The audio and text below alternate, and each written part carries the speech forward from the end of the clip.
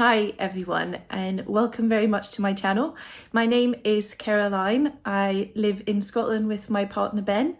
I essentially spend all my time knitting, which is why I first created an Instagram called Karoline's Knits. And then I decided that I wanted to join the sort of knitting podcast community and start doing videos. So welcome to another episode of Karoline's Knits. Please do like, comment and subscribe or contact me on Instagram. I absolutely love all the comments I've been getting. I do my absolute best to get back within a day, and it really brings a smile to my face when someone takes the time to comment. Today I am wearing my second latest finish actually. So this is the chunky Dahlia from Lene or Lene Holm Samsøe. I spoke a bit about it last time, though I'm fairly certain that last time I think I just split for the sleeves. This took me just a tiny bit over 2 weeks, but in that time I also finished the neckline on the Wednesday sweater. I was doing some gauge swatching, etc. So this has for me been a very quick knit. I think 2 weeks is really fast, especially when you consider that it was my first time knitting from a diagram or chart.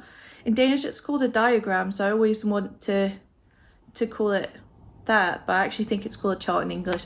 Anywho, it is I found the chart really easy to knit from, and it's definitely made me want to do more of it. It's really satisfying to see the pattern start to come together. The chunky Dahlia is knitted on 7mm needles, and the construction of it is really simple. So you essentially do lots of first of all, you have a double folded neckline. Today I'm wearing like a shirt underneath. It's very warm as well, so might end up looking quite sweaty, but you gotta suffer, don't you, to look brilliant on these videos. But anyway, it's a double folded collar.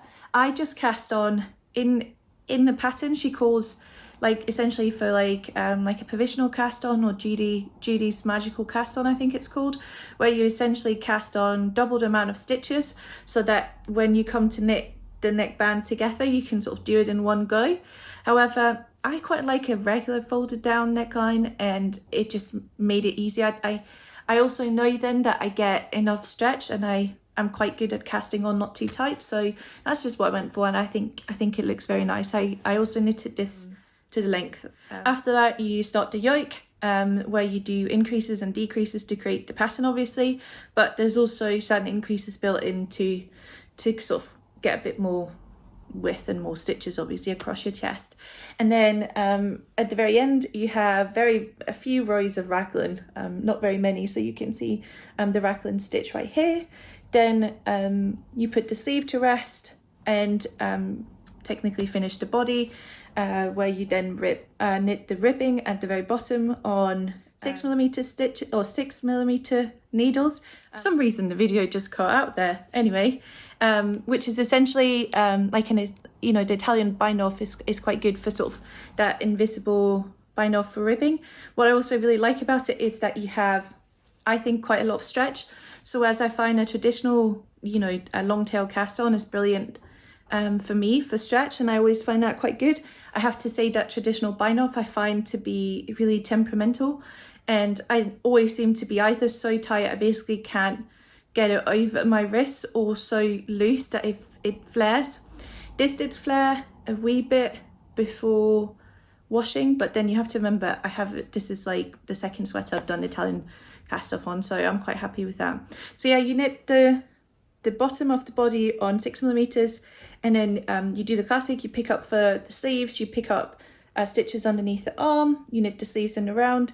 These have no decreases down the sleeve, which is how you get this lovely balloon effect, and then you finish off by knitting two together the whole way around, which to me is probably my favorite sleeve shape, just because I think like these are quite wide, very wide in fact, but I do like the slight poofiness, and I think it brings a bit of femininity to knits. Again, a quick knit. Most of it I just knitted while watching the telly. Even the chart stuff I found the stuff you had to do for the chart is mainly, yarn overs and knitting two together and a few pearls here and there. So it's actually really good if you can multitask just a wee bit. I have spoken about the yarn before, but I will quickly mention it. This is from Sandermann. It's called Sandermann Studio, I should say. It's called MOME Chunky, which she doesn't have any of just now, but she, you know, she always has different lovely yarn types. So Sandermann, as I've spoken about before, she is a yarn brand that takes Danish wool that would otherwise have been burnt and gets it spun in Denmark so that people can make lovely knits out of it. This is about 50% merino, 50% mohair, which is why I knitted it single strand. I will also do a cutaway, probably pop that in now, but it has loads of natural halo to the yarn, and I really like that. Like it has enough fluff. I didn't think it needed like a second strand of mohair, especially because this is a wee bit chunkier. Like it's not a chunky yarn, but it's still slightly heavier like Aran weight yarn. Yeah, I decided not to knit in a second strand. I used 700 grams for this whole sweater, which is actually less than the pattern called for. This seems to be a common thing with me. This was the first time I knit sleeves before the body, which I actually spoke a bit about on Instagram in a post, and it was really interesting to hear what people do, and many people are like, oh, that's actually not a bad idea, because what I've tried in the past is that I always think I'm going to run out of yarn, and so I always knit the body too short in an effort to have as much yarn as I think I need for the sleeves, but then I actually need less than I think, so suddenly the body is just too short and I cast off way too early. So that's why I decided to knit the sleeves, and I couldn't be happier with the length that it is. I changed, so the sleeves are knit basically to length. I think I added 1 or 2 centimeters, which is very common for me. I think this is perfect. It sits right at my wrists, and the ribbing is tight enough that it fits tight. For the body, I think my row gauge was extremely off on this, and I realized that once I'd finished the pattern. I think basically the problem was I must have had more rows or less rows. Essentially my work turned out longer, right? That like each row filled up more space than I expected. So when the yoke was done, like the yoke is quite far down on me. On lots of people, the yoke finishes much more like all the way sort of mid-chest, whereas actually when I had finished this part, you can see it finishes, I guess this is probably the final row of the chart, finishes like boob level. So adding the extra raglan gave me, like this is my armpit, gave me a lot of extra room. So yeah, but I think that's also why I use slightly less yarn. And I also then found that when I finished the body, I was obviously looking at what the pattern recommended you needed the length to, but because this was longer, obviously the whole sweater was longer, and so I would have ended up with a really awkwardly long body if I had actually knit to the pattern. So I did finish slightly earlier. I also found, I think they ask, like the pattern says like 8 centimeter ribbing, which I just thought was way too long. So I think I knitted probably about 7 centimeters in the end on the body ribbing, because I thought it was a wee bit long. I did try it on as I was knitting it, but I'm never too good at trying it on all the time. I know this may sound strange, but I also kind of like the anticipation of trying on a finished garment, and I think I kind of like, oh, how well does it fit feeling. Also because I'm obviously allergic to frogging, so even if it's horrible, it would literally have to be unwearable for me to frog it. So generally I'm not too bothered, which is probably quite bad. But yeah, I knitted this in the biggest size, so I knitted it in a 2XL. As usual, looking at it now, I would have knit it 1 size down. Hopefully on the video you can kind of, like this will be a very oversized knit even on me.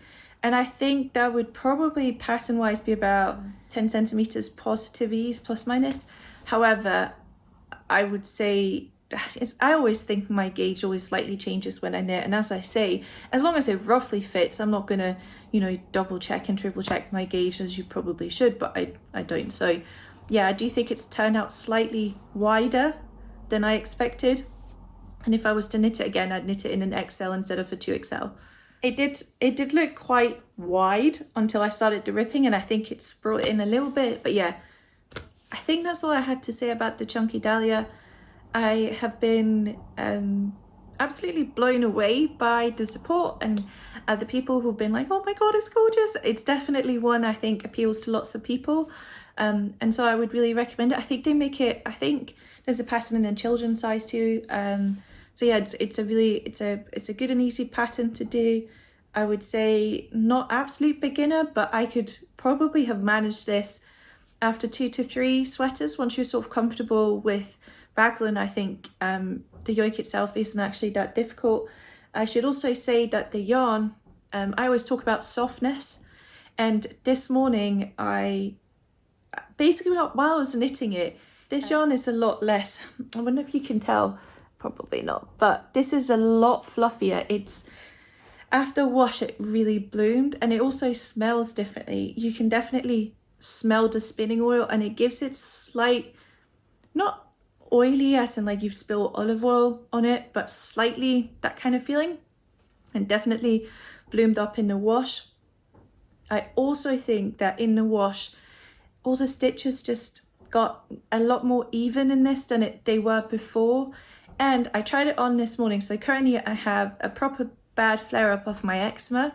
I have essentially a form of atopic dermatitis, which is essentially what babies have. So I tend to get like a rash like around here, then I get rashes from essentially hot water, like taking showers up on my shoulders, and on my chest I also tend to be quite eczema prone. So at the moment it's proper bad, and I've had sweaters that I have worn many a times with no problems being slightly itchy on my skin. So this is just to say that I'm always quite sensitive, I think, but right now I am mega sensitive, and I could wear it this morning with just a bra underneath for a little while. If I had to wear it for a whole day, I would probably have at least put a t-shirt underneath, but like I'm currently wearing a shirt underneath it, as you can tell, so I have no itch up around the neck where I'm the most sensitive. But I have tried before that I knit something and put it on and it was itchy even on my wrists themselves, and there's none of that at all. It's also incredibly warm.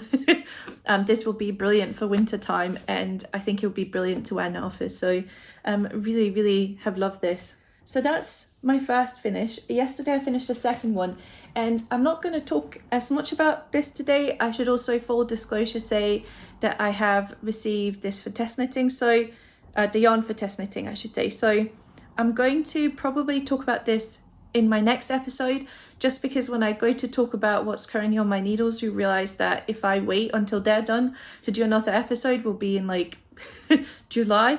So I'm going to wait, also because it's damp.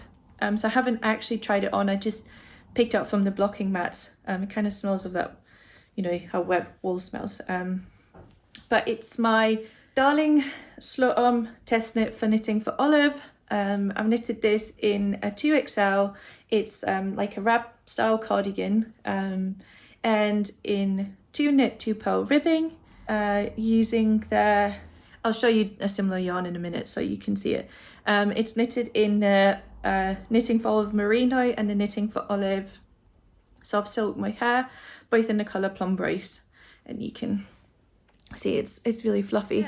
Yeah. Finally finished this. Cast is on in the middle of January, so it's been a long time, but I was waiting to sort of hear back with a question I had about the final sort of neck cast off.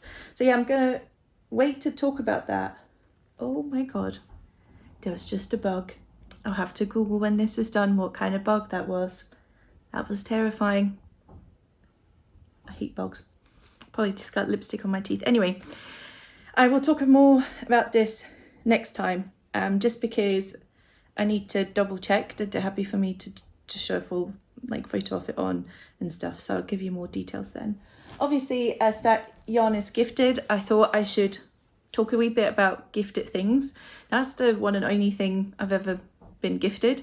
Well, that's not technically true. Like everyone else, I've had like a free mini skein when I've ordered yarn. I know, obviously I buy a lot from Knit Yarns, and one time I'd asked her about certain quality and she sent through one ball of yarn so I could feel it in real life to see if it was something for me. But I feel like those things weren't done in like a, I want you to do free ads for my business, more as like, I value you as a customer.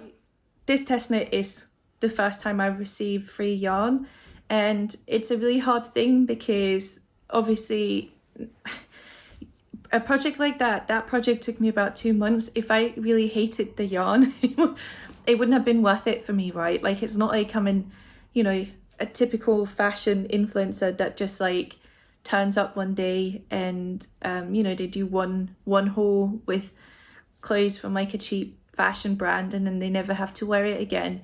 Knitting is a hobby that takes a really long time. That being said, I think I've also kind of realized that as much as I, you know, if anyone's listening and want to give me free yarn, I'm obviously not going to say no. But I also think there are slightly strings attached to getting certain things free. I watched a Danish podcaster called Knits and Jam, and she was basically talking about TESTKNITs and the whole process of it and what happens if you don't like in it and you have to still show it. And obviously it's like a bit of a funny relationship between you and the designer. I also saw someone else ages ago on Instagram being like, what's the point of test knitting? And yeah, I think there's a lot of thoughts around, you know, if you knit a project for a designer and the fit just isn't for you, or you get a yarn you've never worked with before and you don't like it, all of those things. I guess what I'm trying to say is that I do think often there are strings attached when you get yarn, but I'm also realizing that I am really fortunate. As you've already seen in this podcast, I clearly don't struggle to find money for yarn. And so when I very first came on Instagram, I was like, oh my God, I can't believe all this free yarn test knitters and other people seem to get. You know, it was like, when I say something to aspire to, that sounds kind of silly. But I did think, wow, they're so fortunate and so lucky.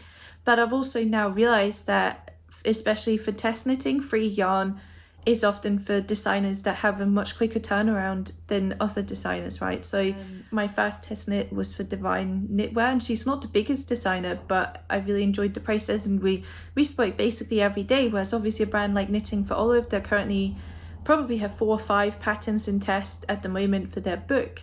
And I think the pace is just so fast, and obviously that's also why they offer you free yarn, right? So there's an expectation that you may be slightly quicker or deliver certain things. So that's something I've kind of realized, that for me that quickly gives a form of knitting stress, and it can actually kind of ruin the joy for me to knit. So as much as I think Knitting for Olive have some of the most stunning patterns, Knit Yarns and we send each other their patterns basically every day and say, look at this beautiful photo, we definitely have to do that.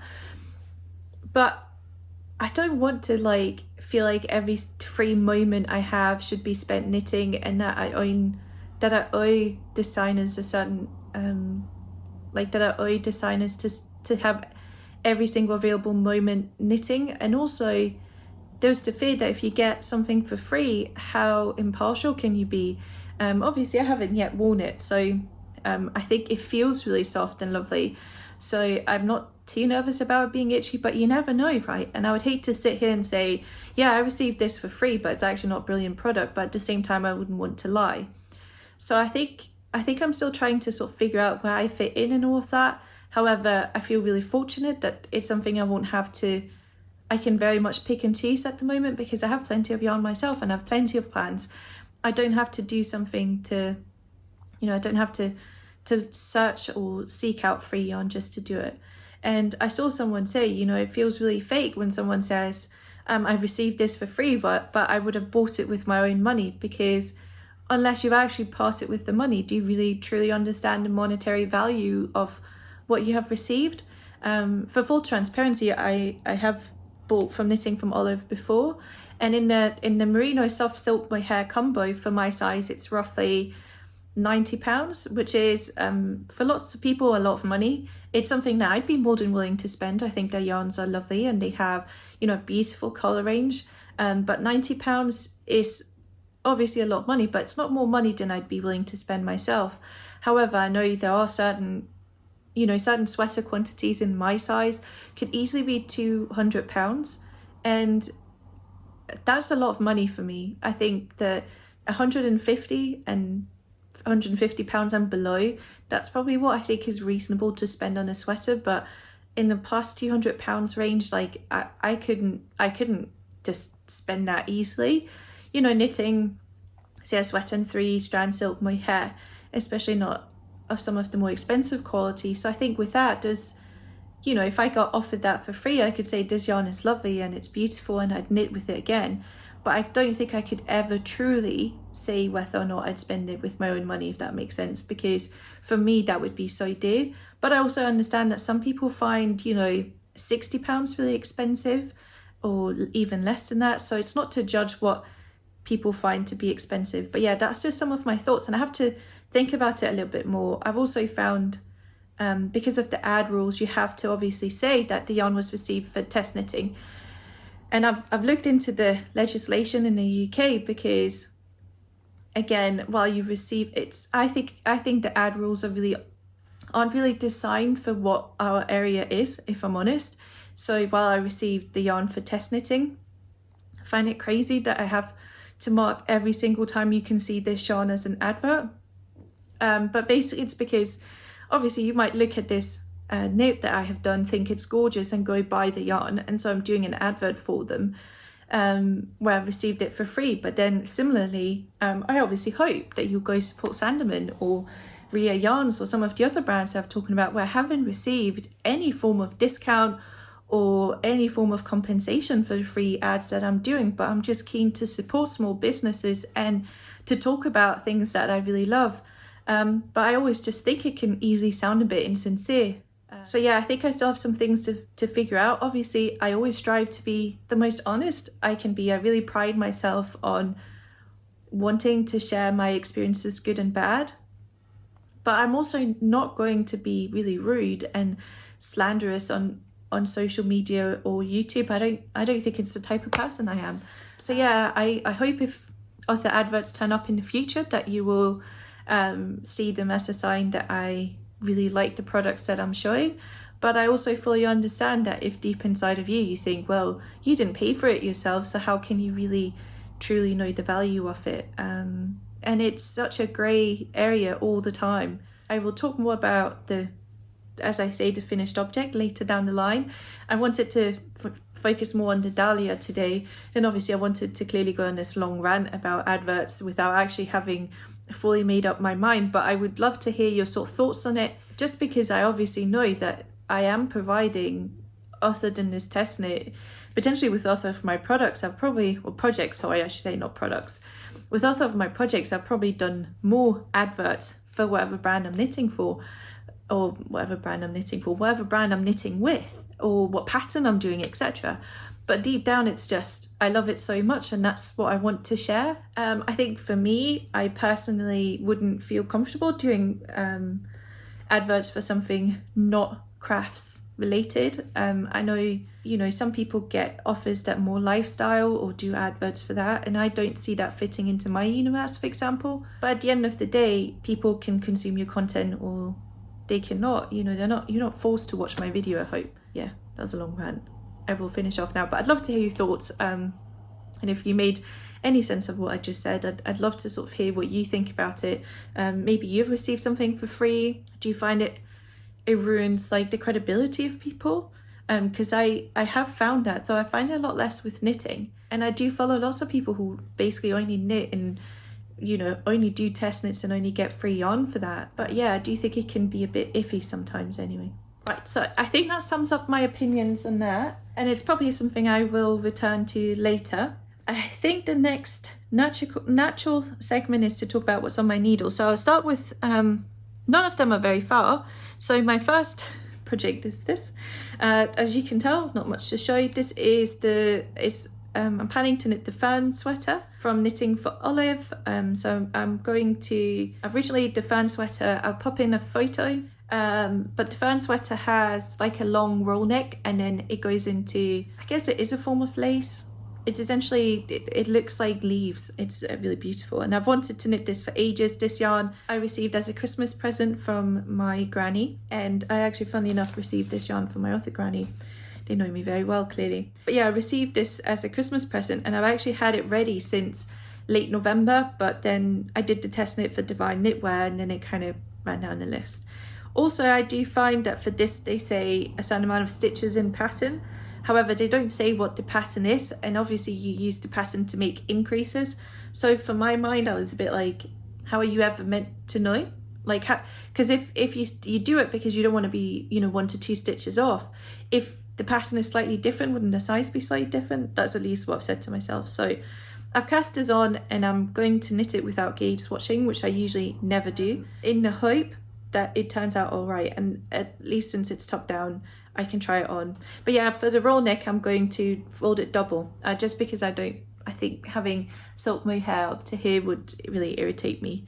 Also, I think just like I'm wearing like a shirt underneath this today, that's once we go back to work, I should say, that's the wrong thing to say, I am very much still working, but once we're sort of back in the office, I know that that's a style that I really like to wear, you know, like a shirt underneath a sweater and just a pair of jeans works really well in my office job. I'm knitting it in Knitting for Olive's yarn themselves. That's what I decided to go for. This was my first purchase from Knitting for Olive, so I actually got the yarn well before I was offered the test knit. But I really wanted to try it and I loved this colour. So this is called Claret or Vinhol in Danish. I find it really interesting to see it knitted up because I think this is a slightly warmer tone. It's like the silk in it is almost a bit golden toned, and I think that really shows up when you knit it.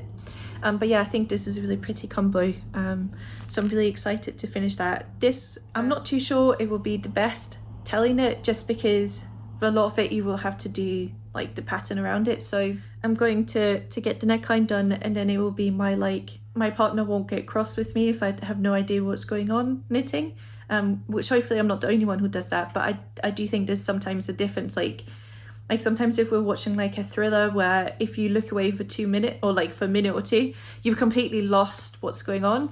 It's very, you know, requires like stockinette kind of knitting. Whereas like if I watch like knitting podcasts, I could easily knit something like that and not feel like I was losing out. I watch a lot of documentaries, and documentaries are another thing where I find half of it's about listening. So when I knitted this, for example, I watch loads of Danish documentaries. I'm a huge Danish documentary fan. So yeah, I will keep you posted, but it might be a bit of a while before that grows, because before we move on, this will smoothly lead us on to acquisitions and other things on my needle. So the other thing that I've started is, again, as non-thrilling looking. I just finished a ribbing this morning. This isn't double folded, so it's in this dark grey. This is the office sweater by Knit Flitter. Knit Flitter is a lady called Nina, who I've spoken to for ages, and I really, really like Nina. And her and I speak about big and small things all the time. In general, I would say Nina designs patterns so that are very classic looking. I definitely have fluff in my mouth and now lipstick. So Nina makes patterns that are very timeless, I think is one good word for them. And so like if you just look at them, they might look like other sweaters to a certain extent, which sounds really rude, but what I mean is that they're very classic and timeless fits. But Nina really, really cares about constructions of her garments. So often they have really beautiful, like slightly different constructions. So this the office sweater will have essentially a mixture of a saddle, shoulder, and I think a bit of a raglan, which I will come back to once I've knitted it and I can tell you more. Just to get that perfect fit, which obviously, for example, this doesn't have any short row shaping or any of that, whereas Nina's patterns do. So Knits by Toulouse, I think she's called Louise on, no, she's not Louise. Knit by Toulouse, she's called Julia. She has a cow knit along currently for this pattern, and I thought maybe I should join in. I'm in the middle of translating the office cardigan that she recently released in Danish to English, and I will apologize to Nina in advance because I'm very slow at translating. It's my first Danish to English translation, and as I said, Nina writes amazing patterns. They are detailed without being waffly, but it does mean that if you're translating them, there's a lot of thought to how do I not just like translate this word for word, but write it in a way that would make sense for knitter that, you know, that knits with English patterns. So yeah, that is coming.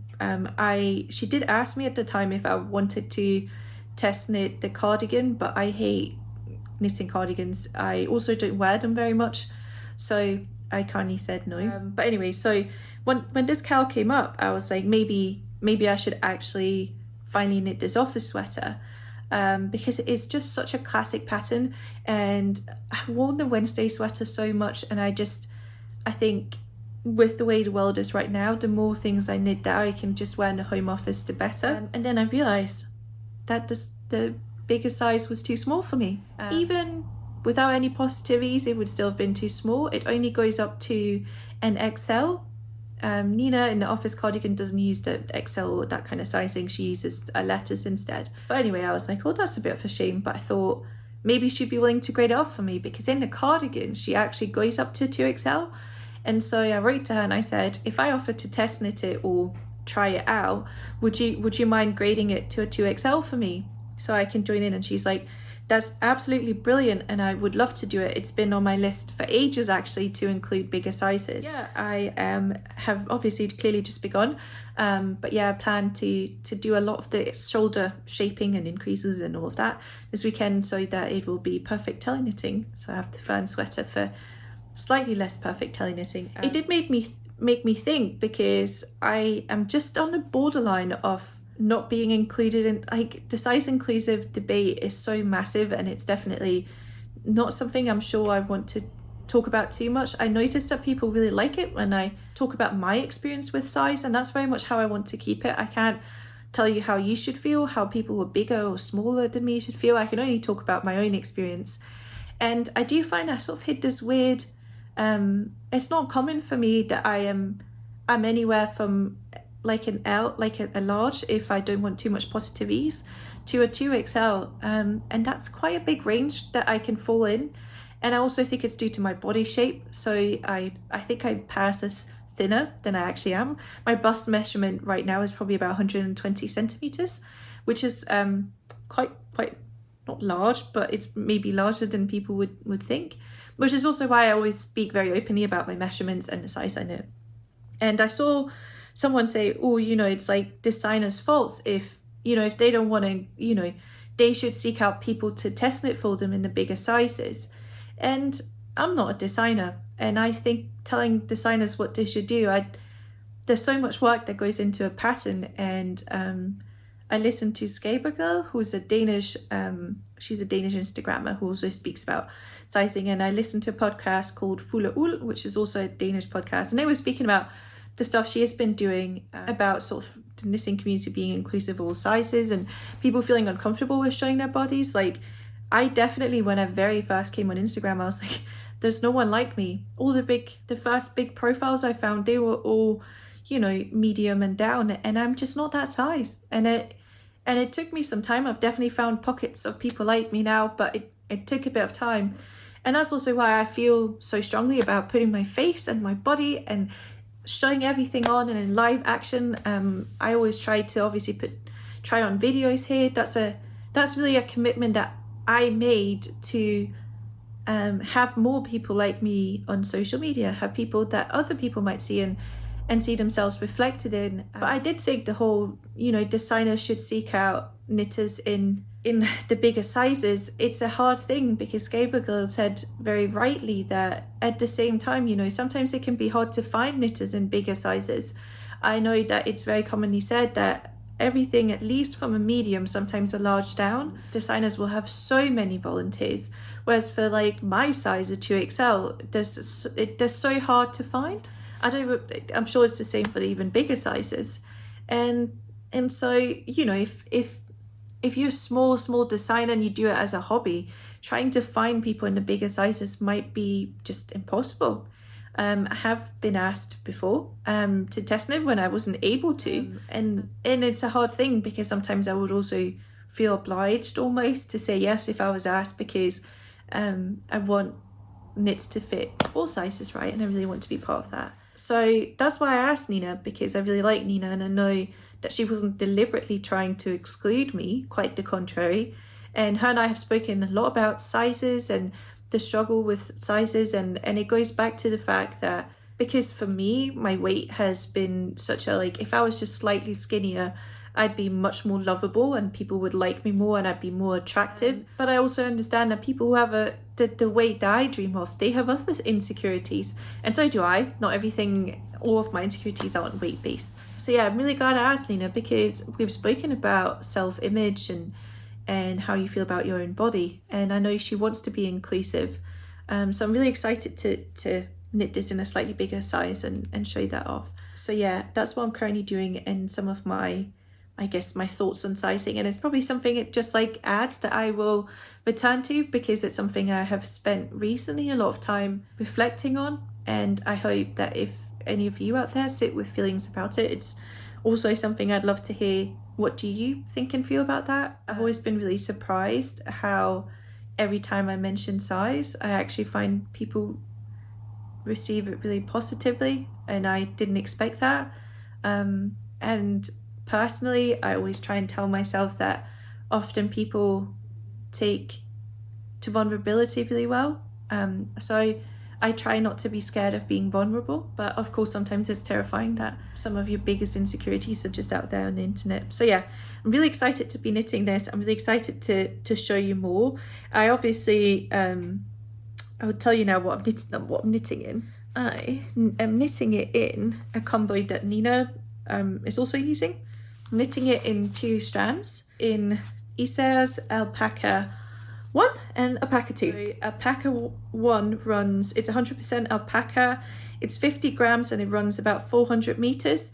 This is quite a good substitute for mohair if you don't like mohair. It does have a slight halo, but you can certainly get yarns with it like mohair would have. You can, well, I'm sure you can see that this has like, the silk mohair has a lot more halo, but it does have some, and I could definitely see myself in some of the patterns that calls for like 3 strands of mohair. I think replacing one of them with this would give a bit more structure.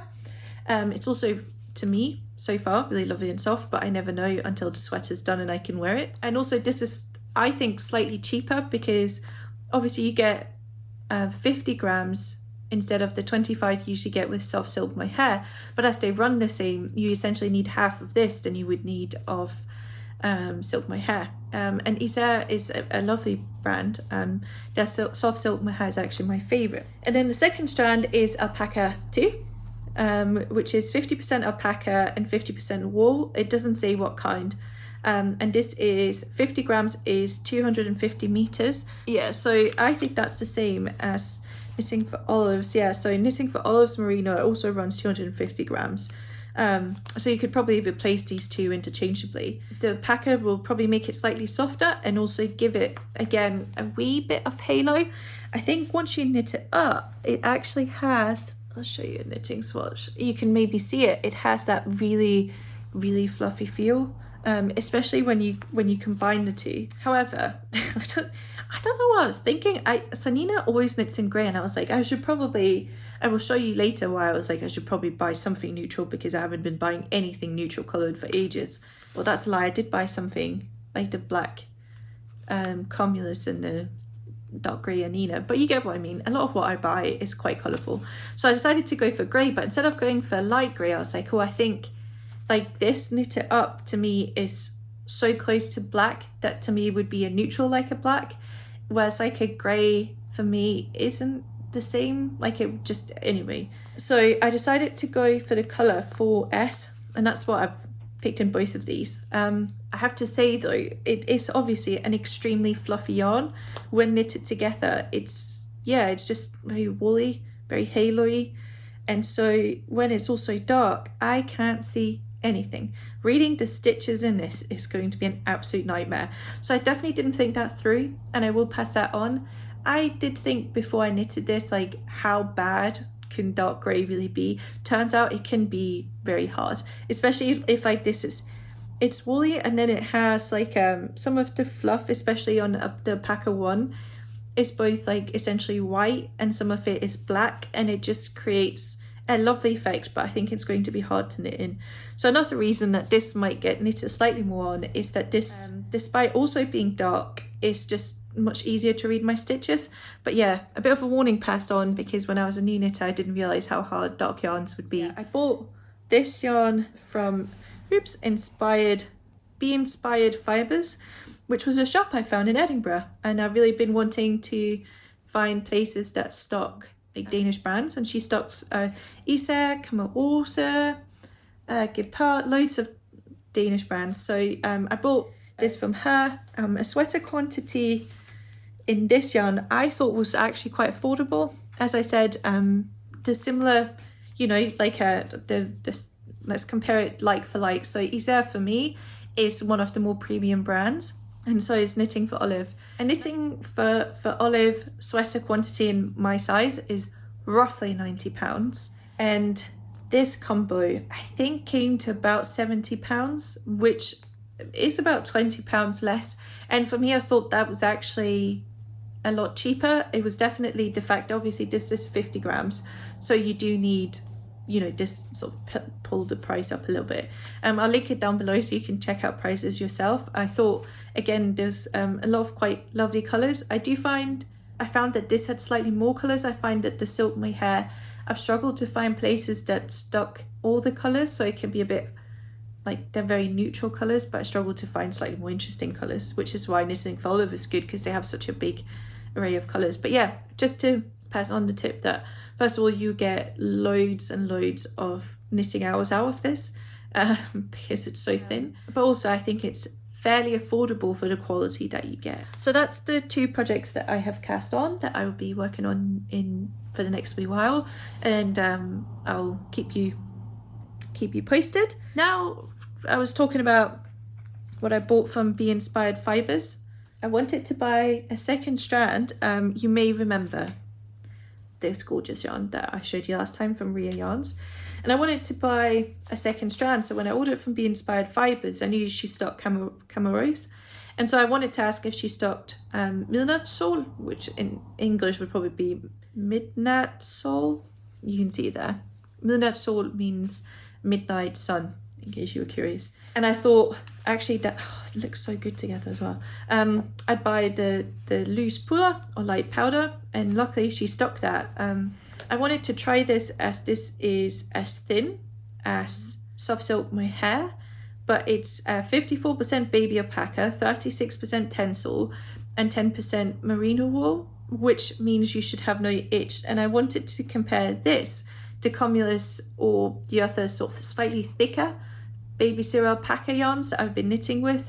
Initial thoughts is this is not as soft, if I'm honest. However, it is obviously a lot thinner, so it's also cheaper.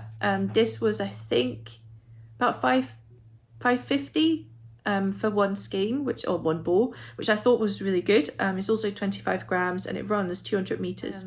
The good thing about CaMaRose is that this is non-mole seed as well. So yeah, I am really excited to try this. I bought it for this, right? And today, and I love Ria yarns, and I actually had a small accident trying to wind it up because I finally bought a wool winder. But maybe I'll talk about that when it's no longer as traumatic, having spent about 12 hours after I messed up putting the skein on the winder and having to roll it up by hand. But yeah, I bought these to go together because I thought this light powder colour would pull out the pinks in it, but I have no excuse. I saw this in Sakami's web shop. As you have seen many a times, I really, really like Sakami's yarns.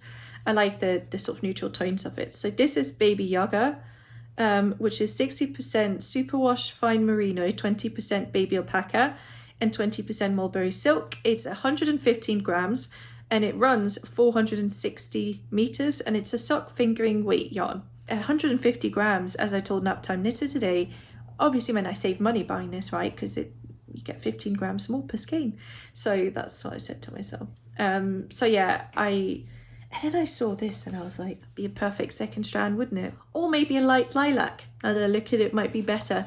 This yarn, so I still don't know what I want to knit of this. I think this is going to become an Augustine's design. And I would, again, always leave pattern recommendations down below because I buy too much yarn and I don't always have a true plan for it. So this is what this might become. Just because I want something that shows the speckles, but I don't think it's too speckly to not have a bit of a pattern. So if you've never seen Augustine's patterns, they tend to have like lace and they're very classic. I'll link her profile down below so you can have a stalk. But yeah, I thought that would go well. And then for Baby Baba Yaga, I think I realized today Sakami is Jewish. I think it must be a Jewish reference, which is really sweet. Anyway, I bought this as usual from her Etsy shop. I always link it down below. She's called Feed the Bobbin on Instagram. I think it's her partner and her little daughter, and she always write handwritten cards, which is really lovely. So I bought 3 skeins of baby. I keep wanting to call it baby, it's Baba Yaga. And I think this will be really lovely. I think I'm going to make Carl Johan from Knitting for Olive, which I bought some other yarn for ages ago, before I maybe completely realised how I feel about my hair. So I think a combo like this might be it. Yeah, I think it's going to have to be a lilac second strand. Do leave your opinions on that as well, because this is quite loud, and I think it needs a simple pattern. Carl Johan, if you've not seen it, is a saddle shoulder roll neck jumper knit top down with quite a long rib on the sleeves. So you get slight poof, but they're definitely not balloons like this. They're just slightly poofy because they have that long ribbing, and I've really liked that pattern. So I think that's what this is going to become. So I bought that and I was like, that's fine, that's plenty. I actually think I have the skein she sent with me with that one. So I'm really sorry about that. Sakami is also really lovely sending through mini skeins. Then later that week, she had a sale on to get rid of old stock. Now I think Sakami is very affordable for the beautiful yarns she makes, and so was Ria Yarns as well. I know Leah watches, and Leah, I love your yarns. Just want to say that. There's no competition in my heart when it comes to that. Anyway, she had a sale on, and I had already looked at this. So this colour is called Lonsdale House. This is 100% superwash fine merino. It's 100 grams and it's a sub fingering weight yarn. I had already looked at this thinking, oh, this could be maybe quite a lovely hat or something else. And then it was on sale with 40% off. She had 3 skeins left in this colourway, so I bought them all. Did I need it? No. But I just thought, well, Penrose Knits on Instagram rightly said it looks like, I can't say the English way of saying it, Napolitan ice cream. You know, the 3 coloured, Danish we call it regnbues, rainbow ice. So you know, you have vanilla, strawberry and chocolate. That's what this looks like, and it's true, it really does. So I bought sweater quantities for some kind of project in this, but what, and again, that could also go. So I feel like I just need to order this colour in 3 sweater quantities. Yeah. Happily take, again, thoughts on what this could become. The skein she sent with today was like this colour, which is lovely. I think with all of the mini skeins I've slowly but surely collected, I think I'm going to do some mittens later on. She also always writes really cute handwritten notes, which is lovely. So that is everything. I have deliberately spoken for a really long time today with not too much to show, so I do hope that you have had something lovely to drink, had some great knitting time. I love when you leave in the comments what you're knitting as well, so yeah, I will also probably cut out some of my waffling so that it's not actually 45 minutes of me waffling on. But thank you so much for watching. I've had such positive feedback, and I'm really glad that some of you appreciated me editing out me swallowing tea last time. I am glad I'm not the only one that feels funny about this, and I just want to say thank you if you sat through all the waffling today. As always, find me on Instagram, leave a comment. Yeah, I love to stay in touch, and being part of the knitting community is very much why I make these videos. So hopefully I will see you soon, and yeah, thanks for watching. Bye.